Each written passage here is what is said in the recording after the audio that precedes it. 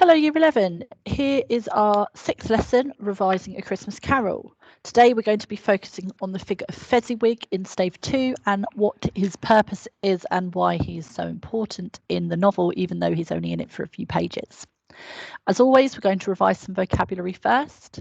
So at the start of the year, when we looked at your narrative writing, we spoke about the importance of coherence. So think to yourself, what does it mean to be coherent? And why is it important to have coherence in your narrative writing? In our last lessons last week, we looked at this idea of reclamation. So think to yourself, what does reclamation mean? And what evidence do we have of the beginning of Scrooge's reclamation when he sees himself as a child? So how does seeing Scrooge witness his loneliness as a child, how does that begin to show he's on the path to reclamation? And our new word today is benevolence, although I believe we would have looked at it last year as well. Being benevolent is the quality of being well-meaning or showing kindness. So if you are benevolent, you mean well, you think of others, and you are kind. So please pause the video and jot down benevolence. So think about the qualities someone who is benevolent, what qualities would they have? So you can pause the video now and briefly answer those questions. So if you are coherent, then your meaning is made very explicit and very clear to your reader. It's important to have coherence in your narrative writing because if your plot is unclear, if your examiner is unable to follow it, then that is going to affect the mark that you are given. Coherence is equally important in your analytical essay writing for your literature text, that your meaning and your analysis and your interpretation needs to be coherent and clear to the person marking it so that they are able to effectively judge your knowledge. Reclamation means restoring something to a better or its original state. So we know that this is a novel about Scrooge's reclamation, the reclamation of Scrooge's soul, of restoring his soul and restoring his person to a better state than the one it is in. So when Scrooge sees himself as a child, as we did in our last lesson, he immediately sobs. And we see that this shell, this metaphorical oyster shell that we have, when he's described as being solitary as an oyster, seeing himself as a child is just beginning to crack that shell open, and that emotional man who really does exist inside it is beginning to emerge. So if somebody is benevolent, then they are kind, they are polite to others, they are social, they would give to charity, they would think of others before themselves. And we can apply this word, of course, to Fred and the charity workers who we've met so far. So I'm doing my best to simplify these lessons slightly. For example, we were going to look at both Fezziwig and Belle today, but I know so many of you are feeling overwhelmed by the amount that we're sort of covering in some of the lessons. So I'm doing my best now to maybe shorten the content of the lessons a little bit. So today we're just going to focus on Fezziwig. We're going to revise the significance of Fezziwig in Stave 2. So if you can pause the video and write that knowledge goal down, please. So by the end of the lesson, we will have revised who Fezziwig is, how he's presented, why he's significant, and what lesson he teaches, and how he links to the themes of the novel, and how Dickens uses Fezziwig to convey or show his intentions to the reader. Because, as I said at the start of the lesson, even though he's only in it for a small amount of time, he is a very important figure.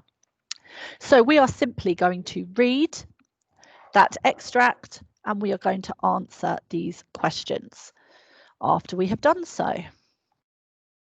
So as if by magic, I'm going to switch over to the visualizer now. So after they discuss Fan, Scrooge's little sister, who we see takes him home when he's a little bit of an older child at Christmas, we then go to Fezziwig straight afterwards. The ghost stopped at a certain warehouse door and asked Scrooge if he knew it. Know it, said Scrooge. Was I apprenticed here? They went in.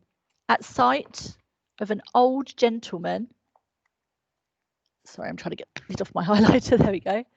Of an old gentleman in a Welsh wig sitting behind such a high desk that if he had been 2 inches taller, he must have knocked his head against the ceiling. Scrooge cried in great excitement. So we know already that this is somebody who had a positive influence in Scrooge's life. Why? It's old Fezziwig. Bless his heart. It's Fezziwig alive again. Old Fezziwig laid down his pen and looked up at the clock, which pointed to the hour of 7. He rubbed his hands, adjusted his capacious waistcoat. It's quite large, so he's quite a sort of jolly round man. Laughed all over himself, from his shoes to his organ of benevolence, and called out in a comfortable, oily, rich, fat, jovial, jolly voice. So we can see here that our impression of Fezziwig, like Fred, is positive. He's laughing. He's got a rich, jovial, jolly voice. So we see here that Dickens is wanting to show that Fezziwig is a nice man. And Scrooge is obviously very fond of him. Yo-ho there, Ebenezer, Dick. Scrooge's former self, so when he was, this is in the past, now grown, a young man, came briskly in, accompanied by his fellow prentice. So there's another apprentice. Dick Wilkins, to be sure, said Scrooge to the ghost. Bless me, yes, there he is. He was very much attached to me, was Dick. Poor Dick, dear, dear. Yo-ho, my boys, said Fezziwig. No more work tonight. Christmas Eve. Sorry, Christmas Eve, Dick. Christmas, Ebenezer. Let's have the shutters up, cried old Fezziwig with a sharp clap of his hands, before a man can say Jack Robinson. So, very different to Scrooge with Bob. Remember, Scrooge doesn't even want to give Bob Christmas Day off. He describes it as picking a man's pocket. But Fezziwig, oh, it's Christmas Eve, let's shut up early. So a massive contrast. You wouldn't believe how those two fellows went at it. They charged into the street with the shutters, 1, 2, 3, had them up in their places, 4, 5, 6, barred them and pinned them, 7, 8, 9, and came back before you could have got to 12, panting like racehorses. Hilly-ho, cried old Fezziwig, skipping down from the high desk with wonderful agility. Clear away, my lads, and let's have lots of room here. Hilly-ho, Dick, cheer up, Ebenezer. Clear away? There was nothing they wouldn't have cleared away, or couldn't have cleared away, with old Fezziwig looking on. So this is really important here, because Fezziwig was the kind of, boss or influence in his sort of young adult life who made you feel like you could accomplish anything. So he had a very positive influence on Scrooge. It was done in a minute. Every movable was packed off as if it were dismissed from public life forevermore. The floor was swept and watered, the lamps were trimmed, fuel was heaped upon the fire, and the warehouse was as snug and warm and dry and bright a ballroom as you would desire to see upon a winter's night. So what essentially Fezziwig has done is he's got Ebenezer and Dick to clear his place of business, his warehouse, and he's turned it into a ballroom. So if you can remember from last year, we know that he's creating a Christmas party for the whole village, and it's snug, warm, dry. Think about how Scrooge's place of business was described, this dismal, foggy, icy, bleak weather. It's very depressing. This is the complete opposite. And this section with Fezziwig serves as a juxtaposition or a contrast to Scrooge as an employer at the start of Stave 1. That's Dickens' purpose here. In came a fiddler, violinist, with a music book, and went up to the lofty desk and made an orchestra of it. So they've got one guy playing a violin as their musical entertainment and tuned it like 50 stomach aches. In came Mrs. Fezziwig, one vast substantial smile. So she's very positively presented as well. In came the 3 Miss Fezziwigs, beaming and lovable, just like their 3 daughters are lovely. In came the 6 young fellows whose hearts they broke. So all the men, fancy the Fezziwig daughters. In came all the young men and women employed in the business. So everybody that works in Fezziwig's business is arriving. In came the housemaid with her cousin the baker. In came the cook with her brother's particular friend the milkman. In came the boy from over the way. who was suspected of not having board enough from his master, trying to hide himself behind the girl from next door but one, who was proved to have her ears pulled by her mistress. In they all came, one after another, some shyly, some boldly, some gracefully, some awkwardly, some pushing, some pulling. In they all came, and how and every how. Now, this is really, really important, because what we have here is Fezziwig is not just opening his business up for a party for his employees, but for everyone from the village, poor as well as more wealthy. We have the cook, the milkman, the baker, a maid, the boy who lives, across the road, and the girl from next door but one, who are obviously poor children, not treated very well.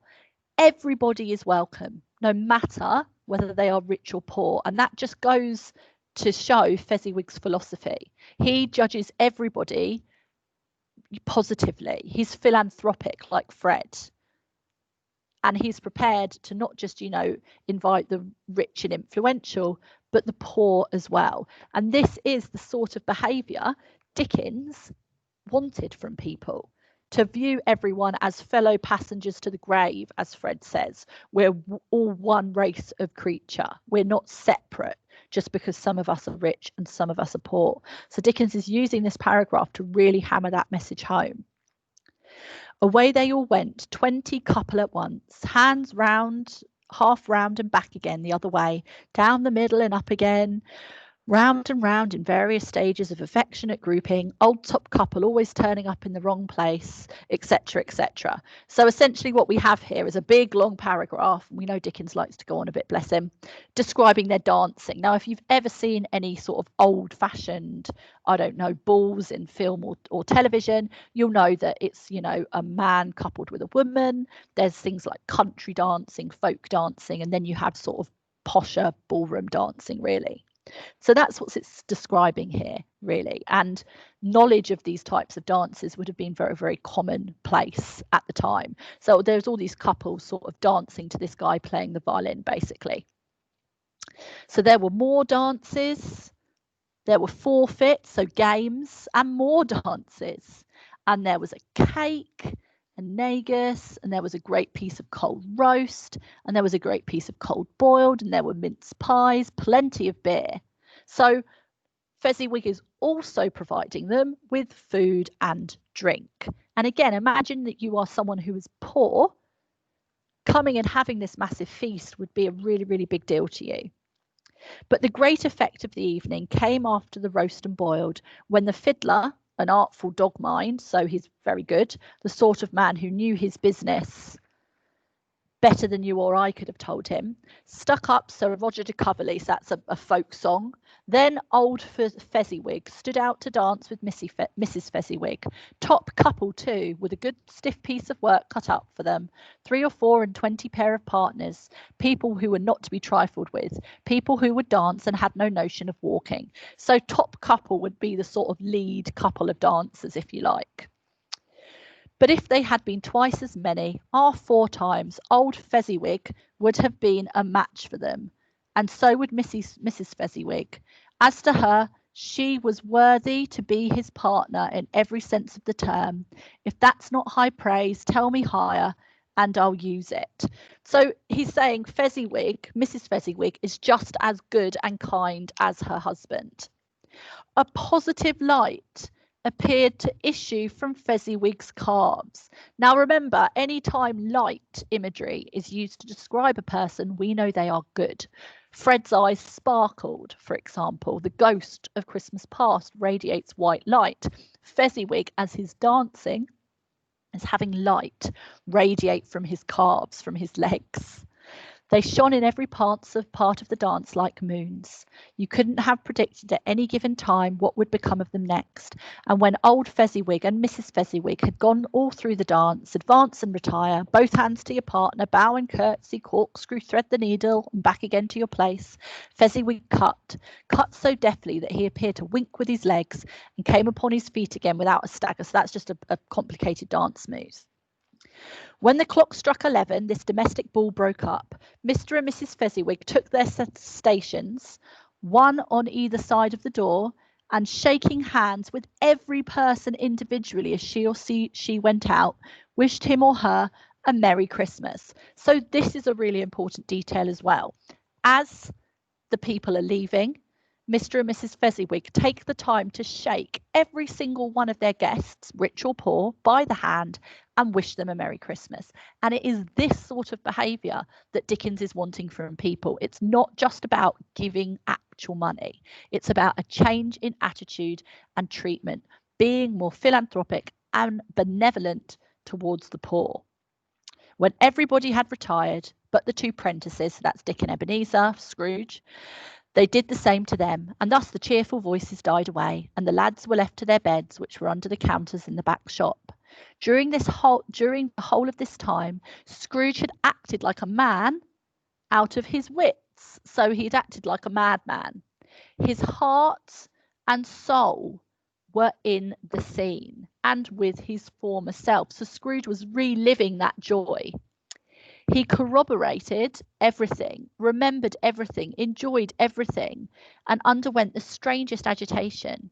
It was not until now, when the bright faces of his former self and Dick were turned from them, that he remembered the ghost, and became conscious that it was looking full upon him, while the light upon its head burnt very clear. So the ghost's light is shining clear here, because the brighter the ghost, the more good and pure humanity. So Fezziwig is such a good person. He's being so kind to others that he's making the light of the ghost shine even brighter.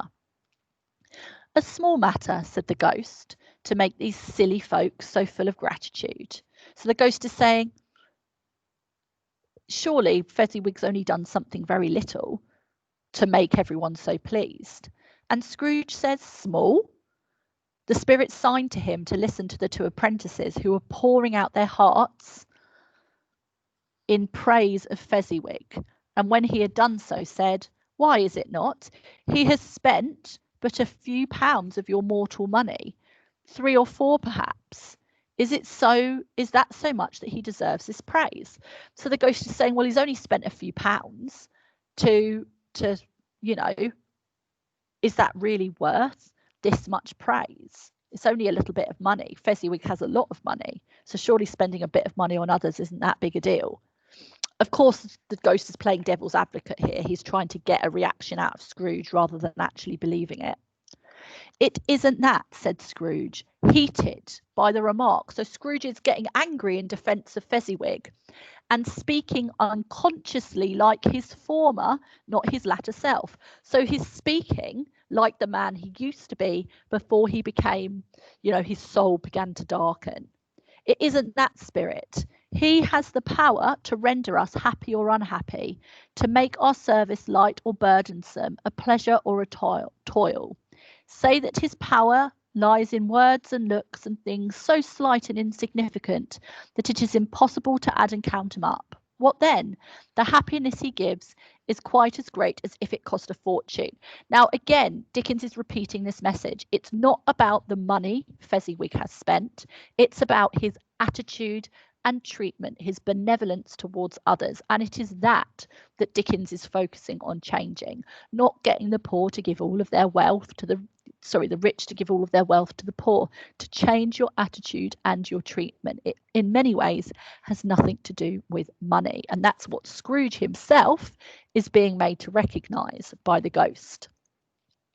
He felt the spirit's glance and stopped. What's the matter? Asked the ghost. Nothing particular, said Scrooge. Something, I think, the ghost insisted. No, said Scrooge. No, I should like to be able to say a word or two to my clerk just now. That's all. Now, this is really important. Just like seeing himself as a child makes Scrooge wish he could have a word with the boy, the little carol singing boy that he chucked a ruler at in Stave 1, seeing Fezziwig has made him wish he could say something to Bob Cratchit. So again, Scrooge's reclamation or his redemption is continuing here. That oyster shell is being cracked open even further because he's beginning to realise that actually he has the power to make Bob's life so much better than it is. And he realizes that what he used to appreciate Fezziwig for, he has not used that lesson as an employer himself, and he is recognizing that. So we're going to stop there, and I'm just going to switch back to those questions on the PowerPoint. So you have to give me a second to do that.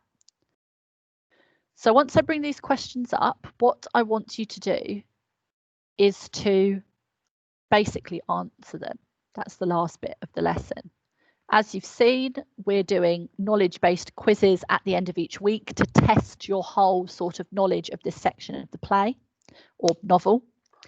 It's really important in those quizzes that you look over the answers that you've got wrong. They self-mark, so you'll be able to see where the gaps in your knowledge is. And I'm going to be having a little look at those quizzes as well, or your class teacher will be, because there may be some elements that we obviously have to reteach or go over if there are lots of you that are sort of getting it wrong. So how does Scrooge react to seeing Fezziwig, and why is that significant or important? What sort of employer was Fezziwig? How can you tell? What does Scrooge say is the most important thing, sorry, that should be thing, Fezziwig does for the people of the town at Christmas? Who does Scrooge wish he could have a word with? And what lesson is Dickens teaching Scrooge and the reader here? So you can pause the video with those up on the screen, answer those questions.